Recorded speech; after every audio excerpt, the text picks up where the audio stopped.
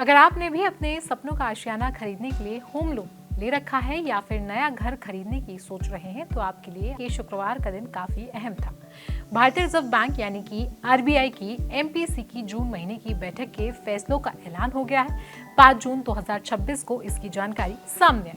सुबह 10 बजे यानी कि शुक्रवार को आरबीआई गवर्नर संजय मल्होत्रा ने देश को जानकारी दी कि इस बार भी रेपो रेट में कोई बदलाव नहीं किया गया है, इसे पुराने स्तर पर ही रखा गया है। यानी कि देश में इस समय रेपो रेट 5.25% पर बरकरार है। अब आपके मन में भी सवाल आया होगा कि इस फैसले का आपकी जेब पर और घर की ईएमआई पर क्या असर पड़ेगा। आइए आपको बहुत ही आसान शब्दों में समझाते हैं कि 50 लाख के लोन पर आपकी ईएमआई का कैलकुलेशन कैसा रहेगा। कैलकुलेशन में आगे बढ़े इससे पहले समझते हैं कि रेपो रेट क्या होता है। रेपो रेट वो दर होती है जिस पर आरबीआई व्यावसायिक बैंक जैसे कि एसबीआई, एचडीएफसी, पीएनबी को कर्ज देता है। जब रेपो रेट बढ़ती है तो बैंकों के लिए फंड महंगा हो जाता है और वे आपको होम लोन, कार लोन की ब्याज दरें भी बढ़ा कर देते हैं। जब ये स्थिर रहती है तो आपकी ईएमआई भी स्थिर रहती है। क्योंकि आरबीआई ने रेपो रेट को जस का तस रखा है, इसलिए आपकी मौजूदा होम लोन की ईएमआई में भी फिलहाल कोई बदलाव नहीं होगा।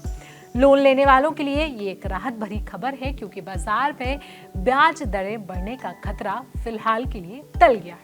आइए अब समझते हैं 50 लाख के लोन के ऊपर ईएमआई का कैलकुलेशन कैसा होगा। मान लीजिए अगर आपने 50 लाख रुपए का लोन 20 साल की अवधि के लिए लिया हुआ है तो अलग अलग ब्याज दरों के हिसाब से आपकी मंथली ईएमआई कितनी बढ़ेगी ये जानना बेहद जरूरी है। मान लीजिए अगर आपकी ब्याज दर 8.5% है तो आपकी मंथली ईएमआई करीब 43,391 रुपए होगी। वहीं 20 सालों में कुल ब्याज लगभग 54,13,000 रुपए होगा। अब अगर आप 9% की ब्याज दर पर लोन लेते हैं तो आपको महीने में करीब 44,986 रुपए देने होंगे और 20 सालों बाद लगभग 57,96,000 का कुल ब्याज आपका हो जाएगा। देखा जाए तो दोनों ब्याज दरों की मंथली ईएमआई में भले ही कुछ रुपयों का अंतर हो, लेकिन कुल ब्याज में लाखों रुपए का अंतर आ जाता है। अब आगे के लिए एक्सपर्ट्स क्या सलाह देते हैं। फाइनेंशियल एक्सपर्ट्स का मानना है कि भले ही आरबीआई ने इस बार ब्याज दरें नहीं घटाई, लेकिन अगर आपका सिविल स्कोर अच्छा है तो आप अपने मौजूदा बैंक से बातचीत करके ब्याज दर नेगोशिएट करवा सकते हैं। इसके अलावा आपके पास अपने होम लोन को किसी और बैंक में ट्रांसफर करने का भी ऑप्शन है जो आपको सस्ते दर पर ब्याज दे रहा हो। ऐसे में अगर आप होम लोन लेना चाहते हैं तो आज ही अपने नजदीकी बैंक में जाएं और वहां पर होम लोन की दरें को पता करें।